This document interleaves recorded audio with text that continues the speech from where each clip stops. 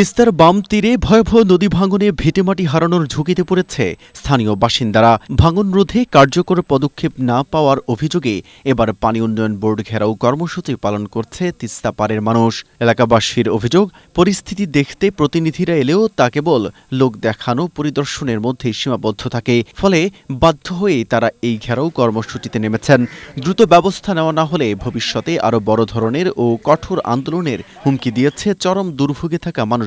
তবে ভাঙনের ভয়াবহতার কথা অস্বীকার করেছে পানি উন্নয়ন বোর্ড কর্তৃপক্ষের দাবি, পরিস্থিতি এতটা আশঙ্কাজনক নয়। যেটুকু ভাঙন দেখা দিয়েছে তা মোকাবেলায় ইতিমধ্যেই জিও ব্যাগ ডাম্পিং কার্যক্রম চালু রয়েছে। আমাদের ডানতি রক্ষাবাদ এবং বামতি রক্ষাবাদ, যেটা বামতি রক্ষাবাদটা আসলে লালমনিরহাটের অংশে, এখানে কিন্তু কোনো ক্ষতিগ্রস্ত হয়নি বা নদীর, আর এর মধ্যবর্তী যে ফ্লাড প্লেন এলাকাটা বলি, সেখানে তো বন্যার পানি উঠবে নামবে, এবং এখানে যে চর অঞ্চলে যেহেতু নদীর মরফোলজিক্যাল পরিবর্তনের কারণে এখানে কিছু জায়গায় তো ভেঙে যাচ্ছে।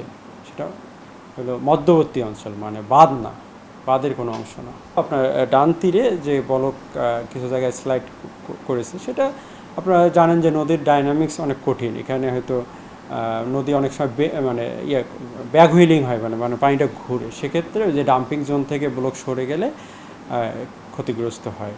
তো সেক্ষেত্রে আমরা দ্রুত কিন্তু আপনারা দেখবেন যে গঙ্গাচড়া একটা 7-8 মিটারে অল্প একটু জায়গা ব্লক নেমে যাচ্ছিল, আমরা কিন্তু তৎক্ষণাৎ যে অবস্থা দিয়ে ডাম্পিং করে ওটা মেরামত করা হয়েছে।